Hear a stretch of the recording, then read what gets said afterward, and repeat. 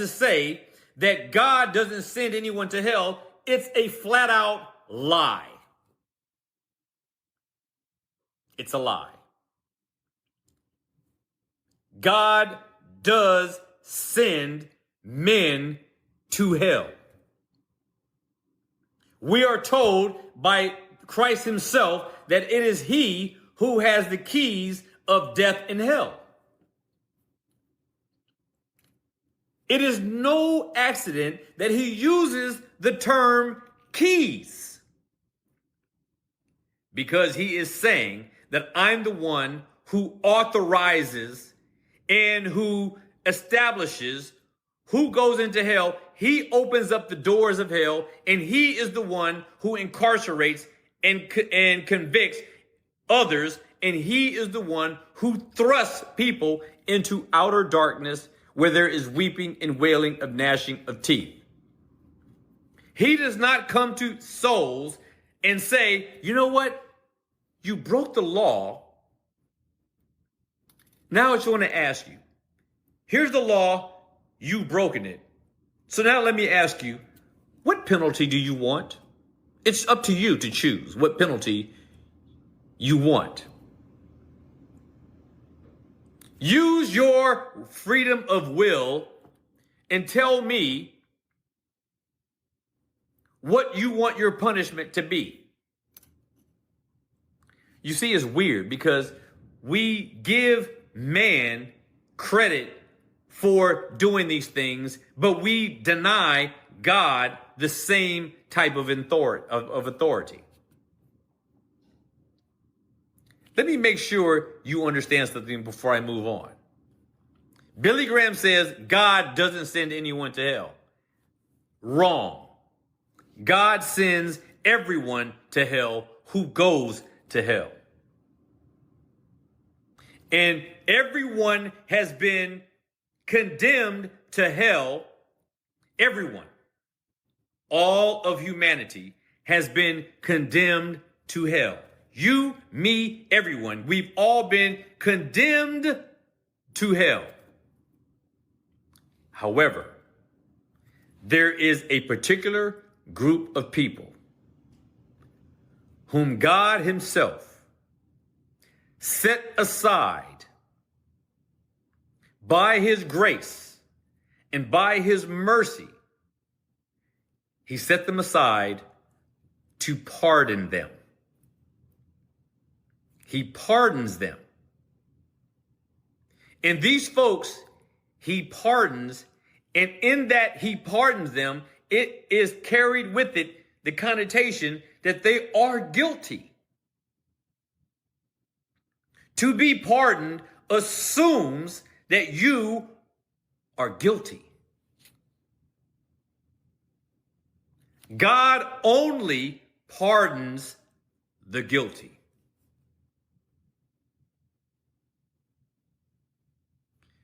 I don't know how many of you heard, but today, or the last day or so, our new president, he pardoned around 1,500 people who committed insurrection against the U.S. government.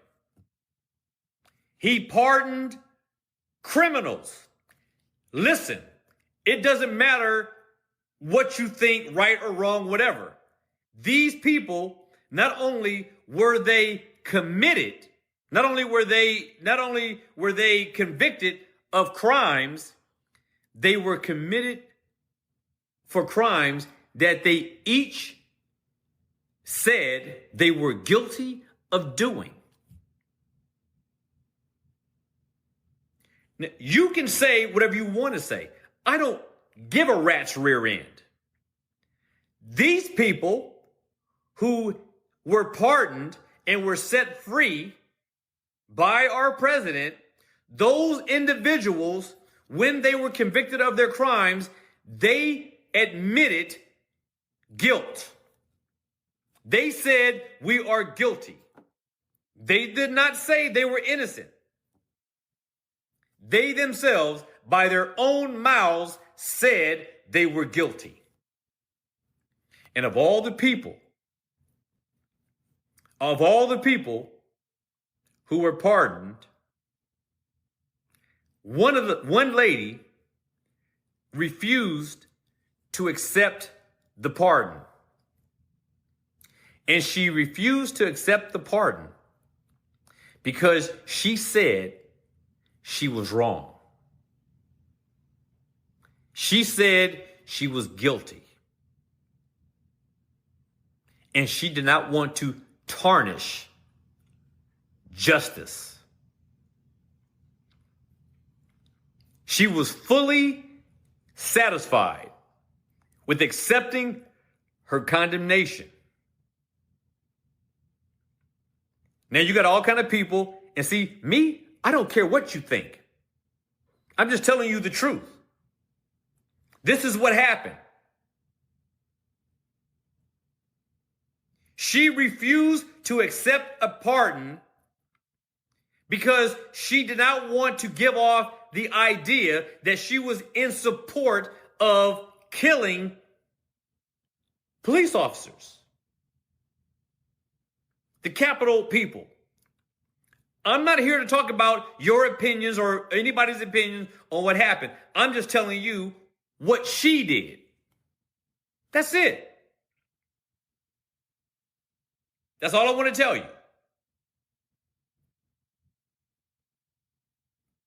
So Billy Graham says that God doesn't send anyone to hell. The only way you can get into hell is if God sends you there.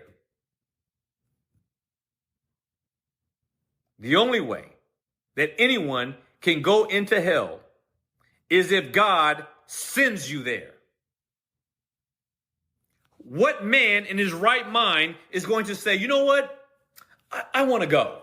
Just send me. I want to go. Hell is my place. I want to go. I want to be brutally tortured for eternity. I want to be tormented for eternity. What man decides that that's what he wants?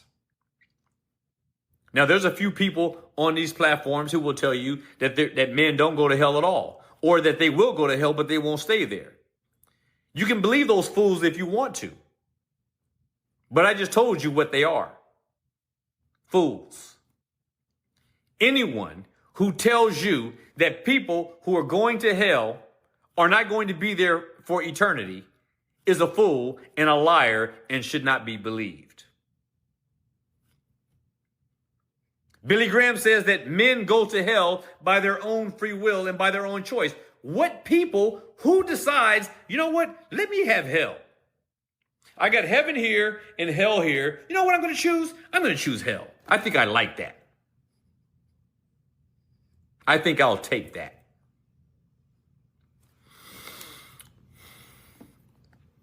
So then, Billy Graham says this, that hell, and I've heard this, Christians, I've heard this so many times. Billy Graham says that hell was made for the devil and his angels. Hell was made for the devil and his angels. Let me tell you where he gets that from. He gets that from Matthew chapter 25 and verse 41. And it says this, then shall he say unto them on his left hand.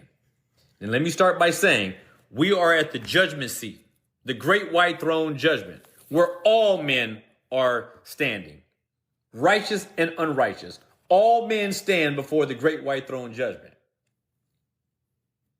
And Jesus says that he's going to separate the sheep from the goats. There's going to be a great separation, a great divide, if you will.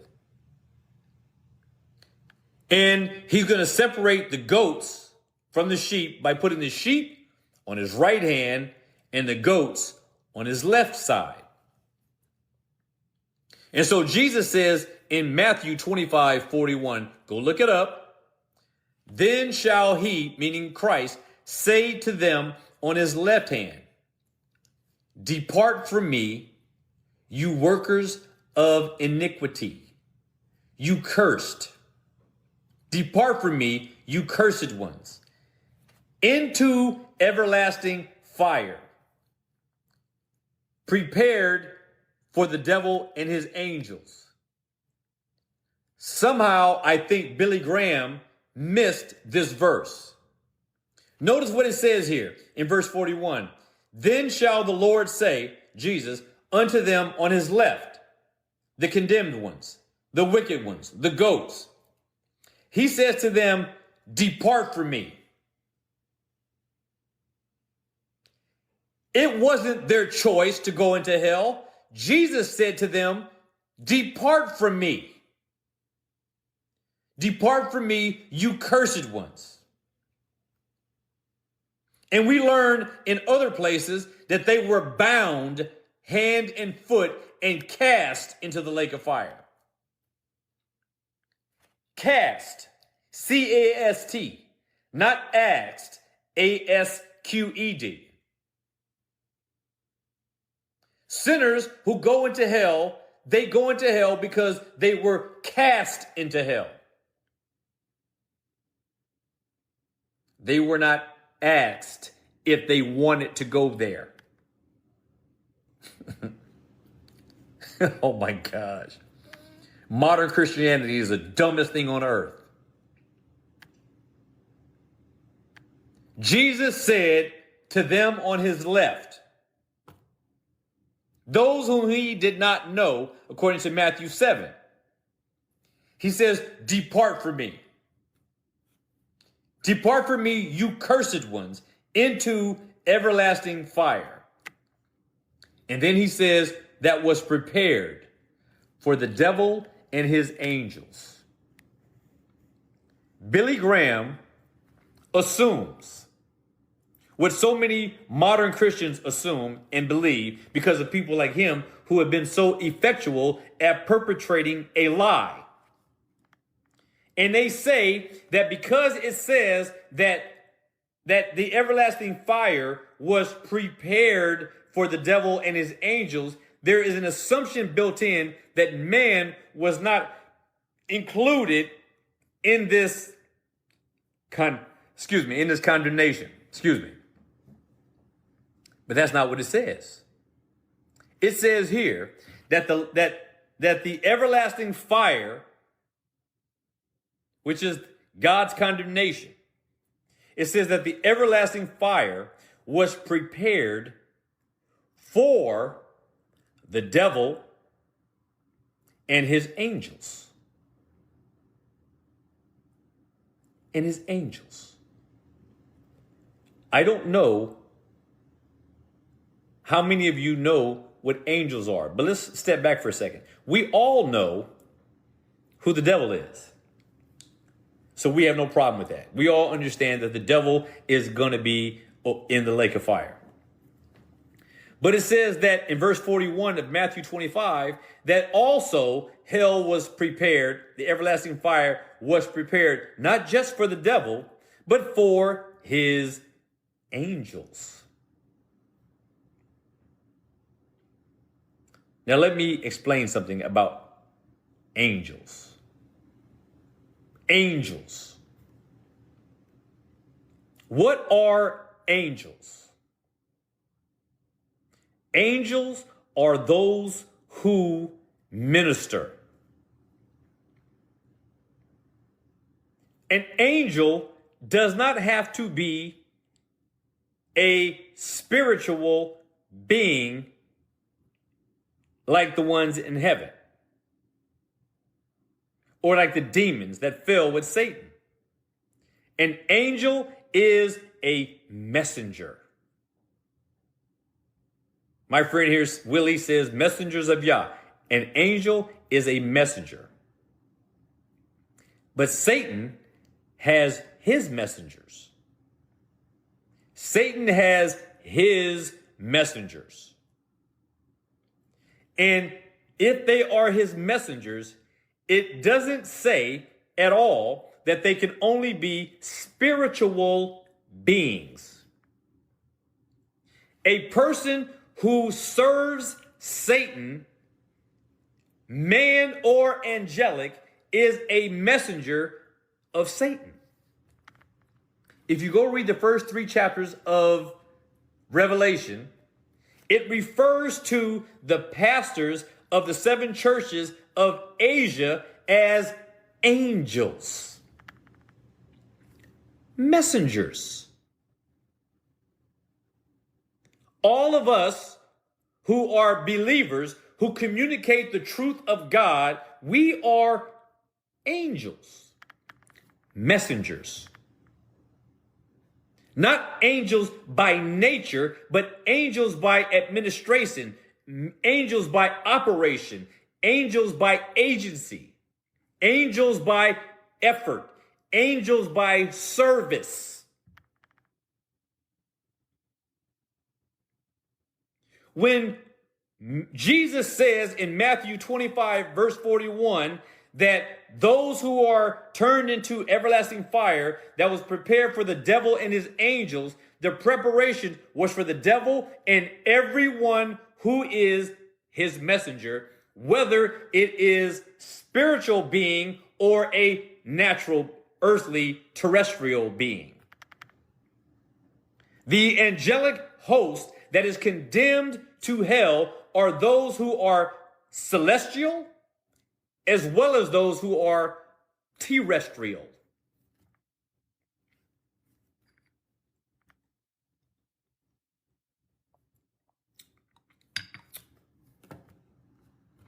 There you have it.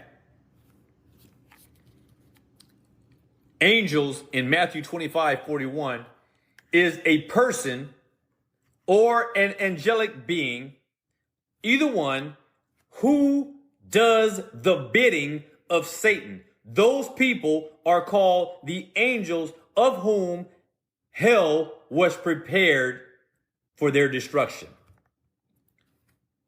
Demons and men. Doesn't matter.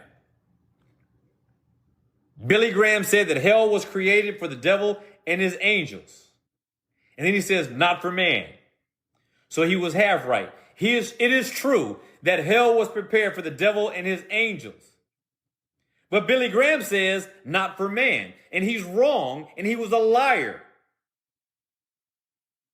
Because hell was created for demons and men. Men and demons who did the bidding of Satan. Altogether, they are a collective. And they are referred to as the devil's angels. The devil has his angels. Those, whether they be the demonic host or whether they be the ungodly host among men, they are all considered under this umbrella of angel, messengers of Satan, servers, those who service Satan and his agenda. Here's something else Billy Graham said. I'm taking things that he actually said. What I'm telling you are things that Billy Graham actually said in his sermon that was sent to me, and I took out and extracted everything he said. I took out what he said. So these are all, what I'm telling you right now, they are all quotes of Billy Graham. Here's what he said next. He said that God never intended for man to go to hell. I don't know how many souls that Billy Graham is personally responsible for sending to hell, but my guess is that it is an awful lot of souls. He said that God never intended, these are his words, God never intended for man to go to hell. That, my friends, is a lie. God said that he created man out of clay. And that from the clay from which he made man, He made some who were vessels of honor, and he made others for vessels of dishonor. He said that there are those who are his elect, chosen people, and he said that there are those who are reprobate, rejected. There are those who were elected, and there are those who were rejected. You cannot possibly say that Jesus Christ died for Cain. Jesus did not die for Cain. Jesus did not die for Saul. Jesus did not die for Ahab. Jesus did not die for Jezebel. Jesus did not die for the Philistines. Jesus did not die for Judas. You guys need to read your Bible if you don't agree with me. I'm telling you, Jesus did not die for these people. There are those who he created for the reason that he created to do exactly what they did. Jesus did not die for Pharaoh. He did not die for Balaam. He did not die for Ehud.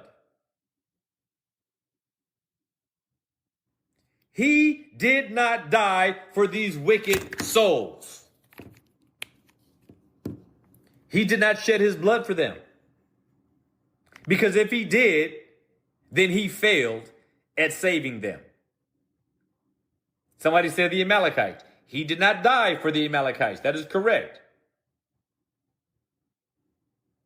He did not die for Ananias and Sapphira. He did not. You need to start reading your Bible.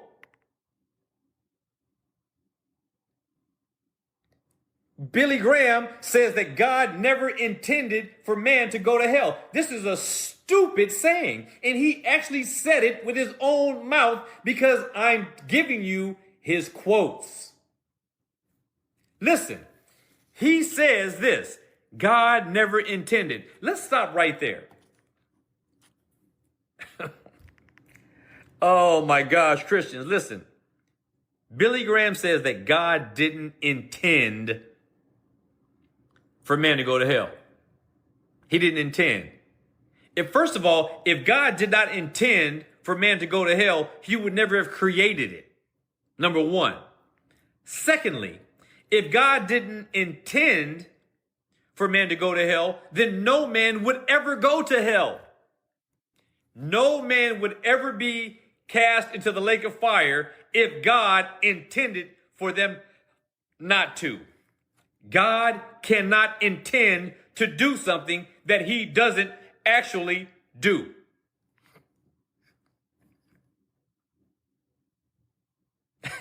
Think about it for a minute. God intended. This is what I want to do. Wow, that's weird. It didn't happen. I was pretty convinced. And I hope you were too. I was thoroughly convinced that God's will is being done on earth as it is in heaven. 2 Peter 3:9 doesn't say anything about God intending all people. What 2 Peter 3:9 says is that God's will is going to be done.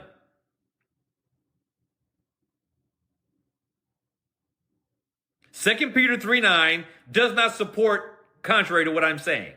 2 Peter 3:9 supports exactly what I am saying. God is not willing that any of his people should perish. Listen to what he says. Peter says God is not willing, which means that if he is not willing, it is not going to happen. Nobody that God has chosen to be saved will perish because God is not willing that they should perish. You need, Mr. Meat, to go back and read the scripture. When God is not willing to do something, it doesn't happen. If God is willing to do something, it does happen. But there is nothing that happens that was not consistent with God's will. Everything that happens is because it was by God's decree and design. Everything. He is the sovereign creator of the universe, and nothing that he desires to do can be thwarted. God does not have intent. God does not intend to do anything that he doesn't actually do.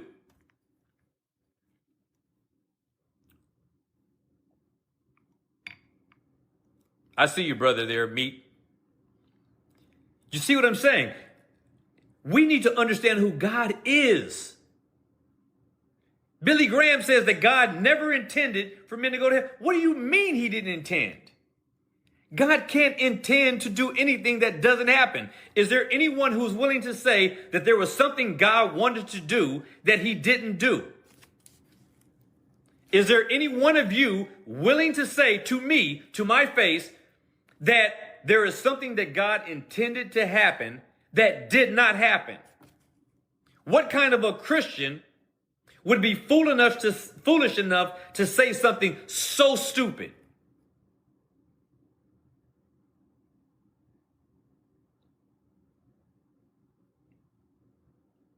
I waited a few seconds.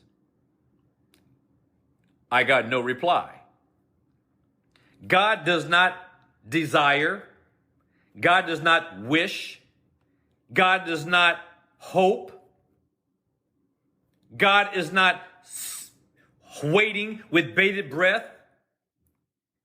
God is not hoping that people will do what he wants and that they will comply with him. What kind of a God do you worship?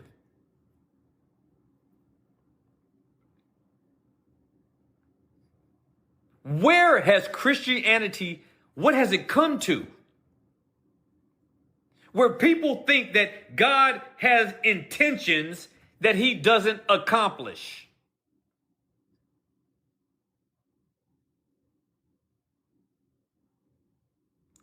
The biggest problem that modern Christianity suffers from is from the unawareness that God is absolutely 100% acutely sovereign in everything. There is nothing that happens that God did not design to happen, especially all of those who die, when they die, and how they die. And all those who live, how long they live, when they come to faith, and their eternity. Everything that takes place in creation, God has ordained to fall out the exact way that it has. It was by his design. He even told Pharaoh, I raised you up for this purpose. What did Pharaoh do? He oppressed Israel. Pharaoh oppressed Israel. He enslaved them. He tortured them. He brutalized them. He made their existence unbearable. And yet it was God who says, I made Pharaoh to do just what he did. He wanted Pharaoh to do what he did. He made Pharaoh to do what he did in order that his strength might be seen by his own people to be greater than Pharaoh's. He made Pharaoh so wicked so that he can show the people of Israel that he will overcome anything for them. And you know what else? He hasn't changed. God hasn't changed. He still does it today. You might think that your situation that you are currently in, Christopher Dwayne Sanders, go read Proverbs 16 verse 4 and leave me alone.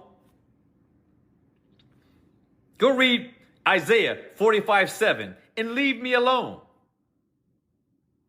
God created the wicked for the day of evil.